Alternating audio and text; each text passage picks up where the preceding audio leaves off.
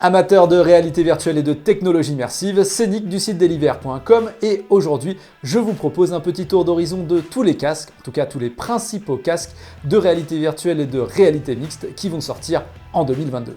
D'ailleurs dans les commentaires de cette vidéo j'attends impatiemment à vous aussi vos avis sur les casques que je vais vous présenter ou d'autres casques que j'aurais potentiellement oubliés. Et bien sûr si vous voulez louper aucune de nos vidéos, je vous recommande chaudement de vous abonner à la chaîne si ce n'est pas encore déjà fait et d'activer la petite cloche qui est juste à côté de l'abonnement.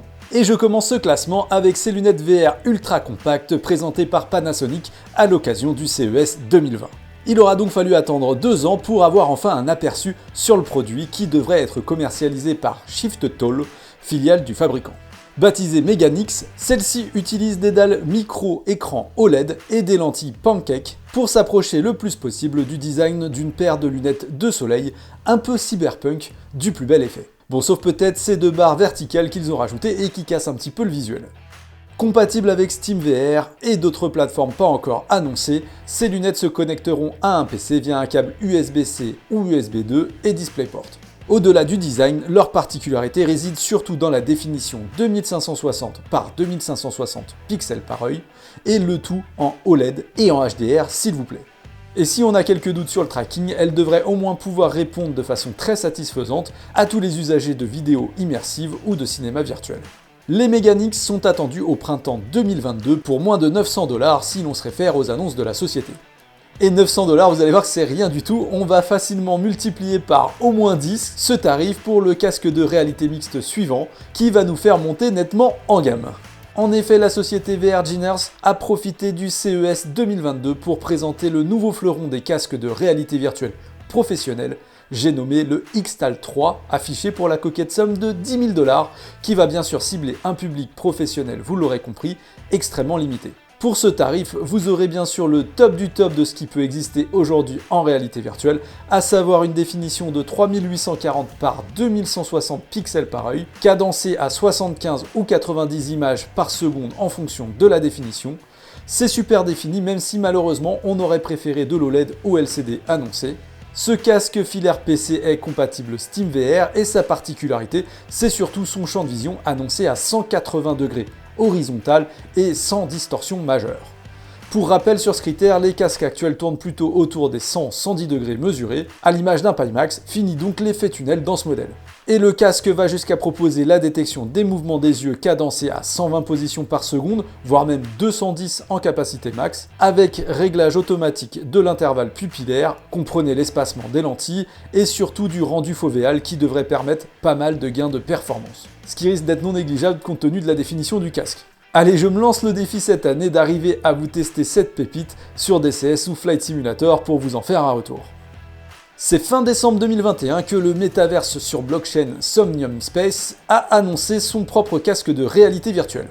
Au-delà de proposer des caractéristiques intéressantes telles qu'une définition de 2880 par 2880 pixels par œil, du Wi-Fi 6E et des lentilles conçues avec l'aide des créateurs du Xtal, VR Ginners que nous évoquions juste avant, compatible avec la technologie Lighthouse de SteamVR, le casque pourra être relié à un PC avec une qualité dite native ou streamer des jeux PC via Wi-Fi. Également équipé d'une puce XR2 comme le Quest 2, le casque fonctionnera aussi de manière autonome. Mais sa principale particularité, c'est sa modularité. En effet, il sera possible de venir attacher différents modules, en impression 3D par exemple, sur les côtés ou sur le dessous du casque. De quoi faire travailler l'imagination des plus inventeurs et plus créatifs d'entre vous. Si le casque est attendu fin 2022, aucune annonce n'a été faite sur son prix jusqu'à présent, certaines rumeurs évoquant le tarif de 899 $. Et je poursuis ce classement en trichant un peu avec non pas un mais 2 casques beaucoup plus abordables de la société Arpara, actuellement en campagne Kickstarter pour les versions filaires et all-in-one de leur casque.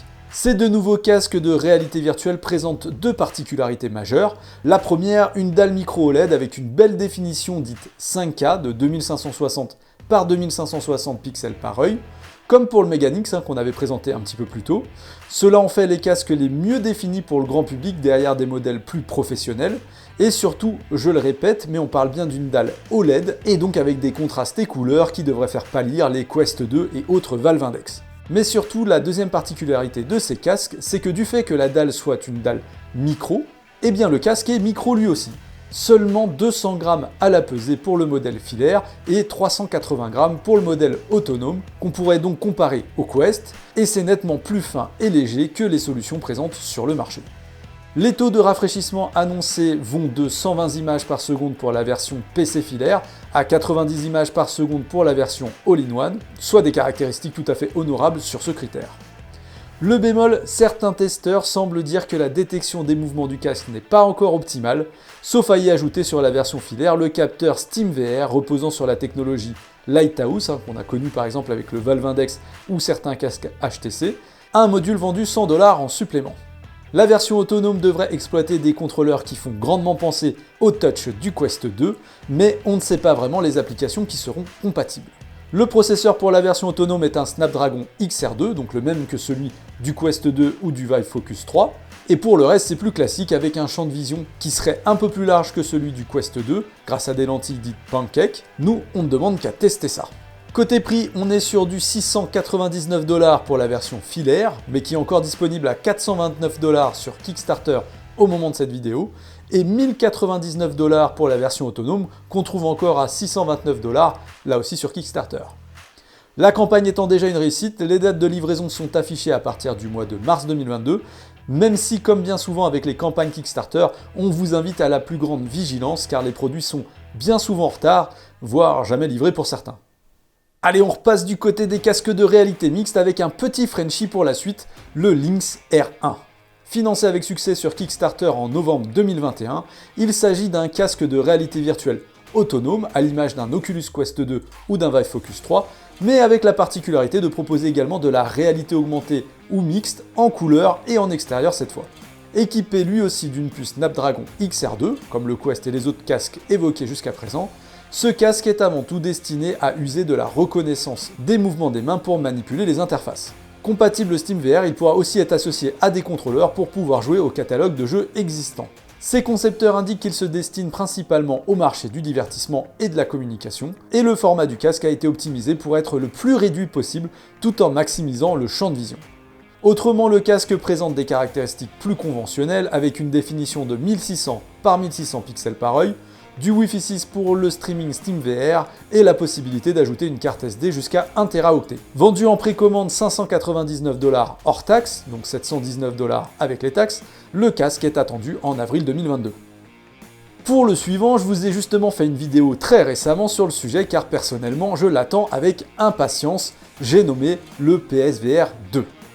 En effet, avec de belles caractéristiques telles que la définition 2000 par 2040 pixels par œil et en OLED HDR en bonus, ce casque devrait nous proposer une image de toute beauté. Ajoutez-y des retours haptiques travaillés dans les contrôleurs pour plus d'immersion, mais aussi dans le casque. C'est surtout un casque qui pourrait redynamiser un peu plus le catalogue de jeux haut de gamme à sa sortie. Pour le moment, on n'a ni tarif ni date de sortie pour ce nouveau casque de Sony, qui n'est d'ailleurs pas tout à fait certain d'arriver dans les foyers cette année.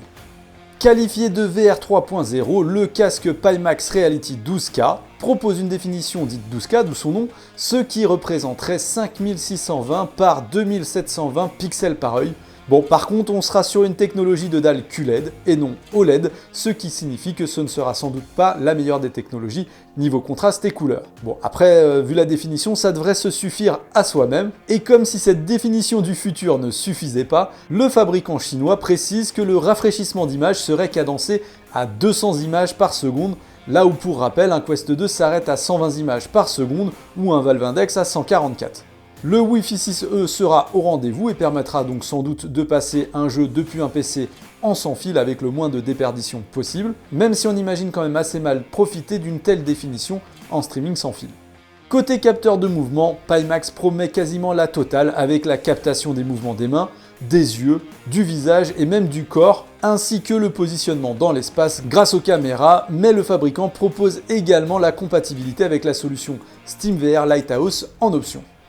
Les écouteurs semblent s'approcher des technologies du Valve Index, c'est plutôt bon signe, elles nous avaient particulièrement séduit jusqu'à présent. Et si ce casque pourra évidemment servir de casque de jeu sur PC dans d'excellentes conditions en branchant un câble en fibre optique, il propose aussi de s'en servir de façon autonome comme un Quest 2, grâce justement à la même puce que le Quest 2, à savoir le processeur Qualcomm XR2. Bon, par contre, vu les caractéristiques du casque, on a un peu de mal à voir pour le moment comment cette puce mobile XR2 va réussir à s'en sortir avec tout ça. Et surtout, le prix risque d'en refroidir pas mal puisque la firme annonce un doux tarif de 2399 $, rien que ça. Ceci dit, vous pouvez commencer à économiser puisque les précommandes ne devraient pas s'ouvrir avant cet été pour des premières expéditions attendues en fin d'année. Et je termine le tour des casques annoncés officiellement avec le dernier né de chez Meta, Oculus, Facebook, vous appelez la société comme vous voulez, baptisé le Project Cambria. Ce casque s'annonce comme un Quest 2 survitaminé avec une nouvelle sangle, des caméras couleur, un design bien plus fin, de nouvelles lentilles, la détection des mouvements des yeux, du visage, peut-être même du corps, des nouveaux contrôleurs sans arceau ni angle mort, bref tout un tas de fonctionnalités qui vont permettre de monter encore un peu plus en gamme les applications gaming, sociales, productives ou les applications de réalité mixte. Une sorte de Quest Pro entre guillemets, et si officiellement le casque doit sortir en 2022, nous n'avons encore aucune information sur son prix, même s'il faut s'attendre à un tarif quand même nettement plus élevé, on le suppose, que le Quest 2. Pour plus d'informations sur ce projet, n'hésitez pas là aussi à aller faire un tour sur notre vidéo spécifiquement consacrée à ce sujet. Voilà pour le listing des casques déjà officiellement annoncés, mais bien sûr on peut aussi espérer quelques bonnes surprises cette année, avec pourquoi pas en bonus un probable Apple VR qui fait de plus en plus parler de lui via rumeurs interposées et qui pourrait être annoncé en fin d'année. Là aussi, je vous avais d'ailleurs fait une vidéo spécifique sur le sujet, que je vous mets en lien si cela vous intéresse. Bon, ceci dit, je disais justement dans cette vidéo qu'on se demandait un peu comment Apple allait arriver à refroidir sa fameuse puce surpuissante, et il semble bien que ce ne soit pas si évident que ça, puisque justement d'après les dernières rumeurs, elles font plutôt état d'un décalage en 2023, justement lié à ce motif. J'aurais aussi pu vous parler du DK Gear, un casque annoncé en 2020 proposant tout un tas de fonctionnalités, un peu à l'image d'ailleurs du Project Cambria de Meta. On avait là aussi la détection des mouvements des yeux, du visage, mais cette fois c'était sur PC et à un tarif très intéressant. Ceci dit, les dernières nouvelles annonçant report, augmentation de prix, promesses exagérées, voire désengagement, nous laissent dubitatifs sur l'avenir de la technologie qui devrait d'ailleurs être reprise par d'autres fabricants, même si quelques casques devraient être expédiés fin 2022.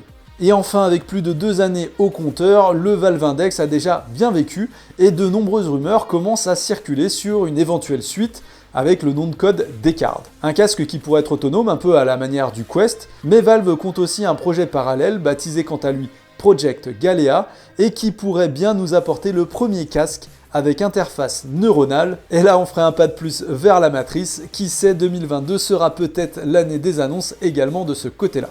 Et donc voilà pour ce tour d'horizon de l'ensemble des casques de réalité virtuelle qu'on pourrait attendre en 2022. J'espère que cette vidéo vous aura plu. Si c'est le cas, n'oubliez pas le petit pouce bleu. J'attends encore, je le disais en début de vidéo, vos commentaires, vos avis à vous sur tous ces casques présentés, attendus en 2022. Et moi, comme d'habitude, je vous dis à très bientôt pour de prochaines aventures en réalité virtuelle. À bientôt les amis.